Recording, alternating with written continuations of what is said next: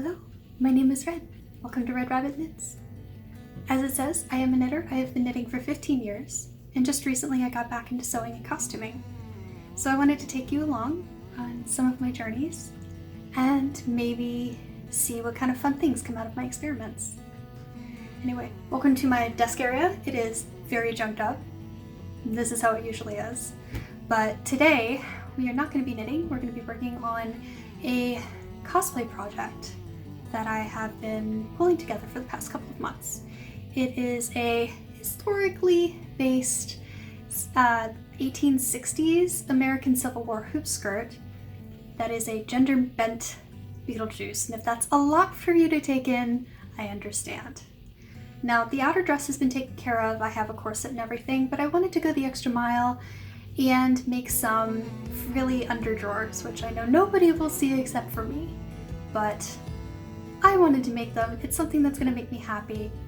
And really, if you're going to start costuming seriously, the way to start is with your base layers. So why don't you come with me and we will see how this goes. For any sort of sewing idea is I draw it out in my little book. And here I have drawn out a chemise, which I will be doing later, based off of a more time-appropriate Civil War era chemise, which would have a scoop shoulder and the lace frills and everything. But what I'm going to be working on today are the underdrawers. And they're going to have a nice drawstring elasticized waist with some lace trim that I'm going to be pulling some ribbon through. And then I have this triple lace trim that's going to go on an attachment of the more muslin at the base. So what I have here is, this is the muslin. I have about 5 yards. I got it on sale at Joann, and I need to iron it out. I just washed it yesterday. I also have 2 types of lace trim. I was lucky enough to find similar matching patterns on my trim, and I have 2 kinds. This is a double-sided kind, so it has a top and a bottom, and then it has a clear center, which I will be pulling the ribbon through. And I have green ribbon, which I'm sure nobody will see but me. And then at the end, we also have this lovely edging, and it's actually 3 different layers of lace, all at different lengths. And they have a nice sort of edge right here that's going to make it really easy to sew with. And then for the waistline, I also have a little bit of elastic, quarter inch elastic, and I'm not going to use a whole lot of this. I'm just going to put it around the waistline to make sure everything sort of stays in place. And this is not historically accurate, but this is what I have. I actually have a Butterick B5153 1-hour pattern for sleeping pants. But the nice thing about these pants is that they do have different lengths. And I have done this pattern before, so I have sort of made a mock-up, and I'm familiar with how this works. So the construction I can sort of modify and I can lengthen, and at the bottom, instead of hemming, I can just fill the hem a little bit and add my lace. And if this is a lot to take in, I understand. I'm not very good at explaining this. I'm a much more visual person. So, first off, why don't we get this ironed? Heads up, this is my ironing space. It's not very big. I'm not going to be showing much of the ironing process. I'm presuming by now you guys kind of know how that works. But just wanted to show you. It's a nice, comfortable little space in the middle of my attic where my board barely fits. So, I'll be right back after that's done. Welcome to my floor.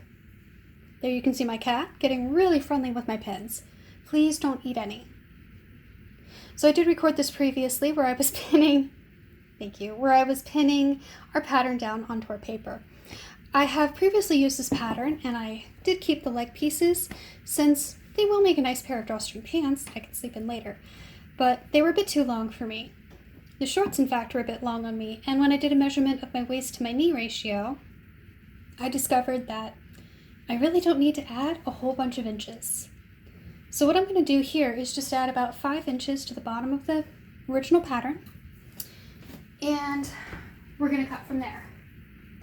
Now, if you don't have a fancy quilter's measuring tool like this, you can always use a regular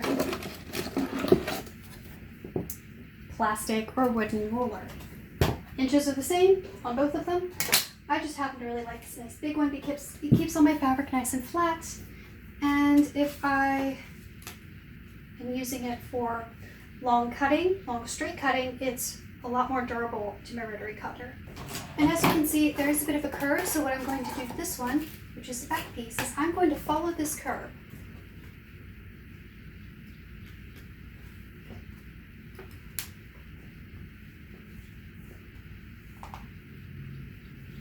And that way we still have a curve in the back side, and that should accommodate the bottom. And we have our added inches to the bottom of our drawers pattern, which means I can pin these two sheets together just to make sure they don't go anywhere and get everything cut out. Now there are a couple of ways you can cut things out. You can use a pair of straight scissors,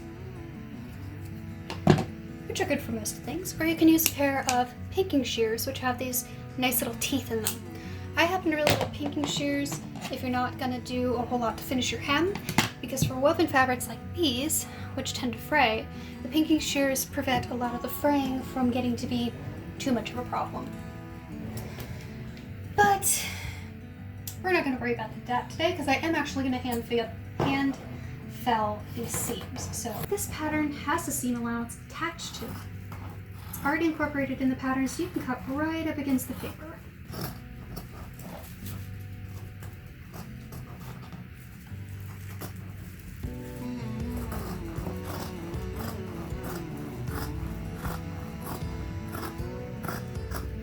Looks like I didn't do my measurements exactly right.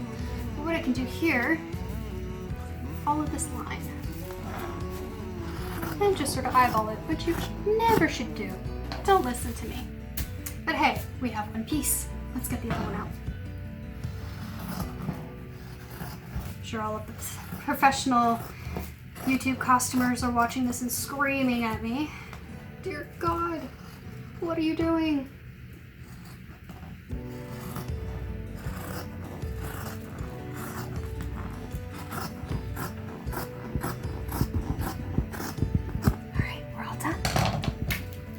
Usually I would recommend that you sew these together as per the directions, which are provided kindly by the company from which you purchased your outfit and your pattern. However, first time I did these, I had rather a difficult time with the directions, and I actually sewed these inside out and upside down somehow on patterned fabric, which I should have been able to follow. So what I'm going to end up doing is a little bit different from what they're suggesting. I did find another way that works just as well to get the pants together, so I'm going to use that instead. It's a little more intuitive for me. Larry, I'm going to need you to get off my sewing. Go on. I gotta sew these together. Get up. Come on. Oh my God. You're too cute. Come here. You're so cute and so weird. All right, I need my sewing. Gimme.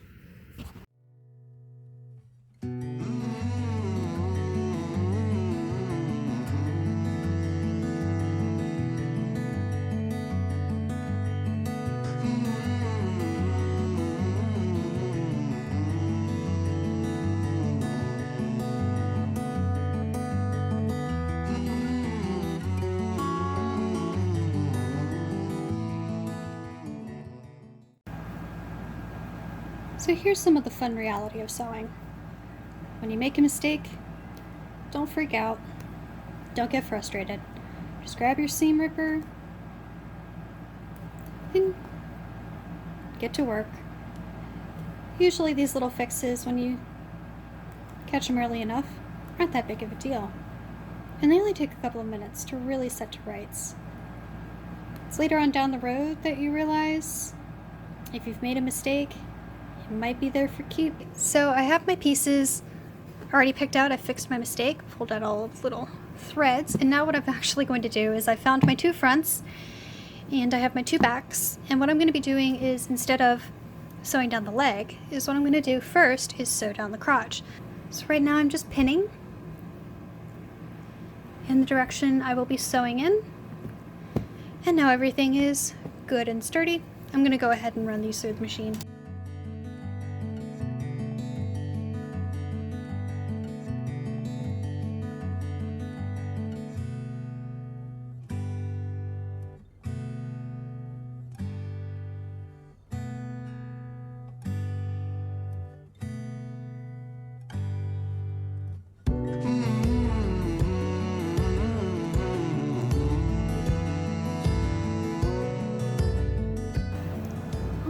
we have everything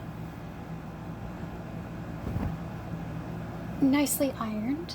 I ironed everything flat and open. And we're just going to go ahead and pin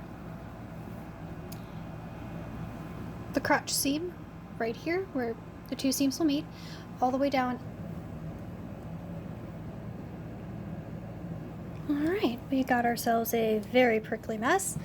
We're going to go ahead and do the sides now. Match up. That would be the most important thing.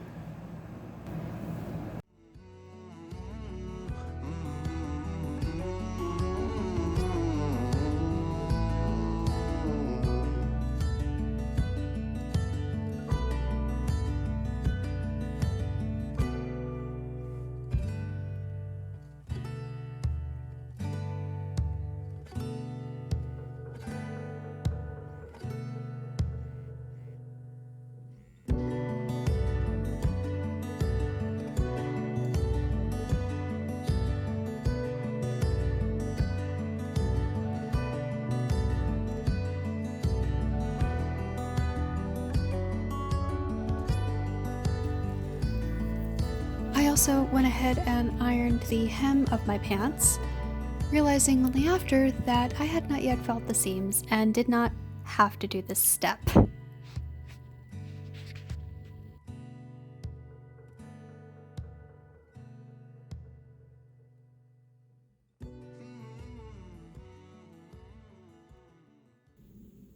Alright, so that wraps up the video for today. I've already gone ahead and ironed my seams open, and as you can see, I've also trimmed one side. That's for helping me fill the seams, which will involve folding this in half and then folding it over to close this seam. And that should make everything a little bit neater and last a lot longer for multiple wears and multiple years of usage. After that, I'm going to go ahead and hem these pants and start figuring out how to add the inset and the hem of lace. I've already gone ahead and measured this on my body, and it falls pretty much where I would like it to on my kneecaps. So that's it for today. My next video will be mostly hand sewing. A lot of this you can actually do on a machine, but I've never done it on hand sewing, and a lot of this is about experimentation. So we're gonna see how that process is and if it's for me.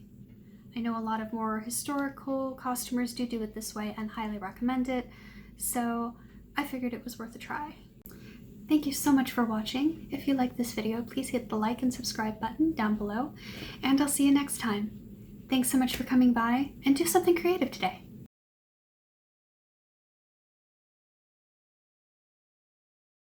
Ah yes, this is the angle we need to go for.